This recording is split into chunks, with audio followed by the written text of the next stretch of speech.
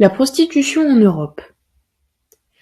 La prostitution correspond à l'acte par lequel une personne consent habituellement à pratiquer des rapports sexuels avec un grand nombre indéterminé d'autres personnes, moyennant rémunération. Depuis le début des temps, la prostitution a toujours existé. Dans l'Antiquité, à Rome, les femmes exerçant ce métier, car il est considéré ainsi, étaient surnommées les loupas, comparées aux louves, pour leurs activités nocturnes et sexuelles. Tantôt autorisée ou interdite au fil des siècles, la prostitution n'a toutefois pas réellement évolué. Au XIXe siècle, la prostitution est autorisée par Napoléon en 1804, dans les maisons closes, où se rencontrent le luxe, la misère, les maladies et les auteurs. Aujourd'hui, en Europe, la législation autour de la prostitution dépend des pays. Certains l'autorisent sous certaines conditions, alors que d'autres la prohibent totalement. Je vais vous présenter les différentes législations en Europe pour le métier de la prostitution. En Allemagne, la prostitution est autorisée et encadrée par l'État. Elle est reconnue par la loi et donne le droit à l'exercice de celle-ci. En Allemagne, cette nouvelle législation est en place depuis 2002. Cependant, la situation reste encore compliquée pour les femmes exerçant cette profession. Elles sont protégées par la loi et peuvent porter plainte, mais sont encore très peu à avoir un contrat de travail. L'Allemagne est aujourd'hui considérée comme le plus gros bordel d'Europe. En effet, ce pays compte aujourd'hui 3500 maisons closes en fonctionnement et légales, dont 500 dans la capitale. En Espagne, la prostitution est légale mais limitée. Elle n'est pas encadrée par l'État. En Espagne, le racolage, c'est-à-dire le comportement qui encourage à obtenir une réaction ou un choix par le biais de paroles ou d'une gestuelle explicite, est interdit mais les maisons closes sont autorisées. Elles sont très nombreuses dans la région de Catalogne et à la frontière de la France. Elles comptent aujourd'hui un grand nombre de clients malgré les conditions de travail. En Suède, ce sont les clients qui sont pénalisés. Le modèle de la Suède, similaire à celui de la Norvège et de l'Irlande du Nord, prend le contre-pied des législations habituelles en vigueur, condamnant rarement les clients et contraignant souvent les prostituées à pratiquer leur activité. Visant à protéger les prostituées, le modèle dit nordique est souvent critiqué par les associations et responsables politiques opposés à la pénalisation des clients. Le modèle nordique met en avant la dangerosité que l'exercice de cette profession peut entraîner et dirige alors avec rigueur une politique visant à protéger ces femmes tout en préservant leur réputation en limitant la dégradation de la profession. La France adopte le modèle suédois le 6 avril 2016. L'Assemblée nationale adopte un nouveau projet de loi visant à modifier l'encadrement de la profession de prostituée. La décision a été prise en accord avec le Sénat et elle découle d'un débat d'une durée de plus de 2 ans au Parlement. La France, avant plus proche du modèle de l'Allemagne, s'accorde aujourd'hui avec le modèle nordique. La France dénonce alors la vente du corps d'une femme comme une violence à leur encontre. Le texte de loi engendre de profonds changements dans la régulation de la profession, introduisant la pénalité des clients. Ce changement radical engendre de nombreuses réactions négatives. Cependant, les porteurs de projets attendent de voir des résultats sur les années. Bilan, 1 an après la loi du 6 avril, la pénalisation du client est réellement efficace. Il y a eu 804 arrêtés en 1 an. Cependant, ce ne sont pas les prostituées, mais les clients. Alors que plus de 1500 prostituées se faisaient arrêter chaque année pour délit de racolage, après le 14 avril 2016, plus aucune ne fut reprise par la justice. Pour finir, nous parlerons de la Roumanie. En Roumanie, la prostitution est totalement interdite, tout comme en Croatie et en Lituanie. Et même si ce pays est au cœur du trafic d'êtres humains, la politique reste ferme. Comparaison entre le XIXe siècle et aujourd'hui.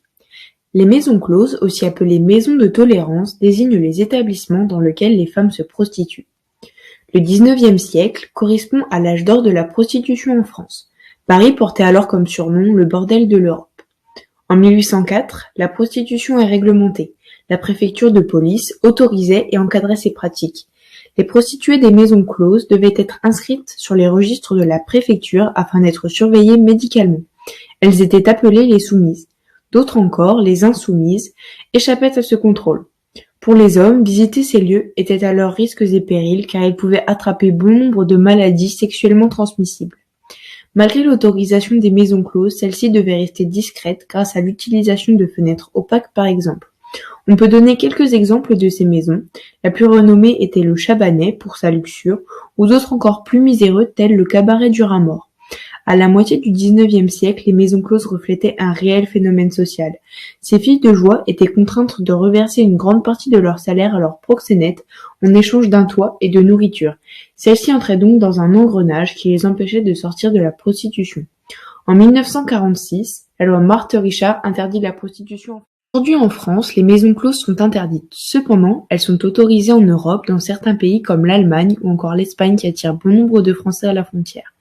Aussi, des questions se posent sur la légalisation des maisons closes en France. Ce sujet revient régulièrement en avant car d'une part, il n'est pas pris en compte dans notre PIB national, ce qui est un manque à gagner comparé à d'autres pays européens. Puis d'autre part, afin d'assurer la sécurité des prostituées ainsi que leur assurer une protection sociale comme tout autre salarié. Au XIXe siècle, dans les maisons closes se retrouvent bon nombre d'hommes politiques tels que Édouard VII, prince de Galles, mais aussi beaucoup d'auteurs. En effet, dans la littérature du XIXe siècle, les naturalistes s'intéressent à la position sociale des prostituées en les décrivant dans leurs œuvres. Elles reflètent la réalité du monde qui les entoure, c'est-à-dire la misère. On peut ici citer quelques exemples tels Émile Zola qui aborde dans son roman Nana la prostitution comme un moraliste ou encore un sociologue. Ce roman montre l'ascension d'une femme de la misère à l'aristocratie en passant par la prostitution pour subsister et échapper à la misère. Un autre auteur important de l'époque défendant la place des prostituées est Victor Hugo. Dans son roman Les Misérables, le personnage de Fantine, qui représentait la mère Courage pour sa fille Cosette, n'eut d'autre choix que de vendre son corps pour subvenir aux besoins de sa fille. La fatalité l'oblige à exercer ce métier. Un autre ouvrage, Boule de Suif, écrit par Guy de Maupassant, relate les aventures d'une prostituée qui, pour sauver ses compagnons de voyage, fit face à l'hypocrisie bourgeoise du fait de sa situation de prostituée.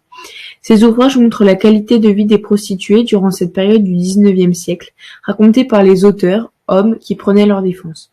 De nos jours, l'histoire des prostituées n'est plus racontée par un œil extérieur, mais par les prostituées elles-mêmes. Un exemple avec une ancienne prostituée, Emma Baker, qui raconte dans son expérience en tant que femme dans un bordel de Berlin. Elle y décrit l'expérience qu'elle a choisi de mener, où on s'interroge sur les pouvoirs de domination et de patriarcat. La partie qui va suivre se penche sur le rôle des proxénètes au sein d'un réseau de prostitution et des réseaux sociaux, le nouvel Eldorado des proxénètes. Cette partie tient compte de la façon dont une prostituée est dominée par son proxénète ou non, et de quelle manière cela détermine le rôle de celui-ci dans le processus d'échange. La vision des proxénètes dans le milieu de la prostitution varie. Certains considèrent le proxénète comme un exploiteur et d'autres le perçoivent comme un entrepreneur travaillant concrètement avec les prostituées. S'il y a une division quant à l'interprétation de la place des proxénètes parmi les prostituées, il y a tout de même un consensus sur la définition du proxénète, c'est-à-dire un individu contrôlant les actions et vivant des fruits du travail d'une ou plusieurs femmes se prostituant. Quoi qu'il en soit, le proxénète est considéré comme étant un protecteur ou un exploiteur. Certains chercheurs considèrent que les prostituées sont des victimes qui sont consentantes ou non d'hommes qui les exploitent. Ici, cela veut dire que la prostitution n'est pas considérée comme un travail, mais plutôt comme une façon pour les hommes d'exercer un pouvoir, l'exploitation sexuelle qui est souvent accompagnée par la violence.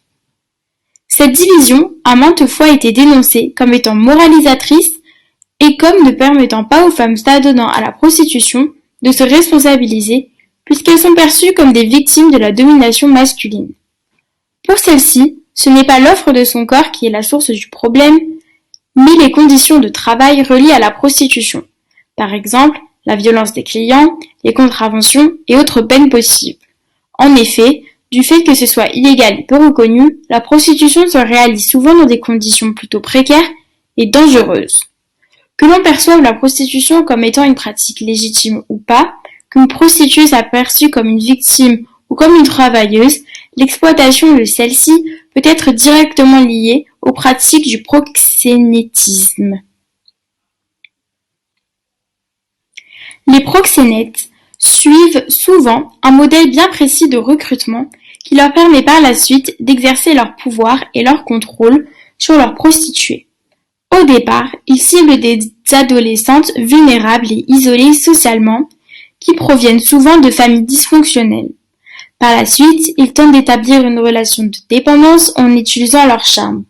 Le proxénète assure alors une sécurité affective importante qui manquait à cette jeune fille depuis un certain temps ou qu'elle n'avait jamais ressenti auparavant. Maintenant, je vais vous parler de la prostitution chez les jeunes et des réseaux sociaux.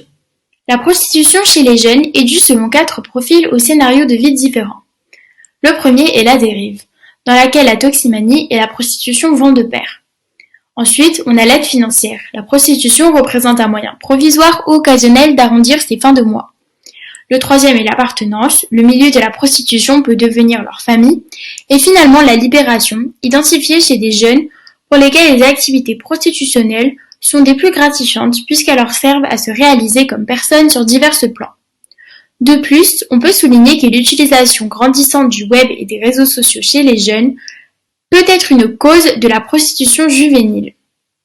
Depuis quelques années, ces plateformes sont de plus en plus utilisées par les proxénètes pour réaliser leur recrutement. Aujourd'hui, entre 6 000 et 10 000 jeunes filles environ se prostitueraient dans les grandes villes européennes. Elles ont entre 13 et 16 ans et sont souvent entraînées par une copine ou par un copain. Elles peuvent aller jusqu'à intégrer des réseaux de prostitution chapeautés par des proxénètes.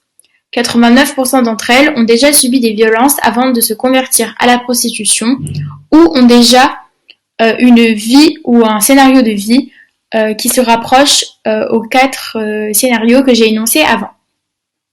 Donc de nos jours, les réseaux sociaux peuvent avoir une influence néfaste qui pousse les jeunes à se prostituer. Le besoin de réussite et de richesse agrémente l'envie de se prostituer. On peut aussi souligner l'effet Zahira, une ancienne prostituée de luxe qui s'est reconvertie dans le cinéma et qui connaît un succès grandissant. Il ne faut pas non plus négliger l'influence de la télé-réalité. La notoriété et l'immense fortune de Kim Kardashian, star américaine, s'est construite grâce à une vidéo d'un rapport sexuel avec son petit ami de l'époque, diffusée sur les réseaux sociaux. Même si ce n'est pas de la prostitution, l'acte de Kim Kardashian a eu des conséquences amélioratives. On peut donc suggérer qu'un certain nombre de jeunes s'inspirent de cette expérience. Mais encore, on peut aussi émettre l'hypothèse que la télé-réalité française rime aussi avec escorting et prostitution, même si aucune source officielle ou étude sociologique le confirme. Les cas de prostitution chez les jeunes adolescents sont en hausse vertigineuse en Europe, malheureusement. Comme nous l'avons vu dans la première partie, les législations européennes concernant la prostitution varient d'un pays à l'autre. En reprenant les différents pays étudiés dans la première partie, c'est-à-dire l'Allemagne, l'Espagne, la Suède, la France, la Roumanie et encore d'autres pays de l'Union européenne, nous allons chercher à comprendre comment fonctionnent ces différentes législations. En effet, en Europe, nous trouvons différents modèles de législation concernant la prostitution. On observe le modèle réglementariste, le modèle abolitionniste et le modèle prohibitionniste. Le modèle réglementariste a pour objet de légaliser la prostitution, mais également de la réguler en instaurant des règles et des limites. Le modèle réglementarisme a pour croyance le fait que la prostitution existe et que personne ne pourra y remédier. Il vaut donc mieux l'autoriser, mais tout de même la contrôler. Les pays optant pour ce modèle ne pénalisent donc ni les clients ni la prostituée si les règles définies par le pays lui-même sont entièrement respectées. L'Allemagne, la Suisse et les Pays-Bas sont les pays européens réglementaristes. Ils essayent donc, en réglementant la prostitution, d'offrir un meilleur cadre de vie aux prostituées plutôt que de les laisser dans la misère et l'illégalité. En Suisse, par exemple, les réseaux de proxénétisme sont extrêmement surveillés et encadrés. En 2002, la prostitution et les maisons closes ont été légalisées en Allemagne, mais chaque Länder a le droit de l'interdire s'il le souhaite. De plus, les prostituées doivent s'enregistrer en tant que travailleuses de sexe pour éviter une amende de 1 000 €.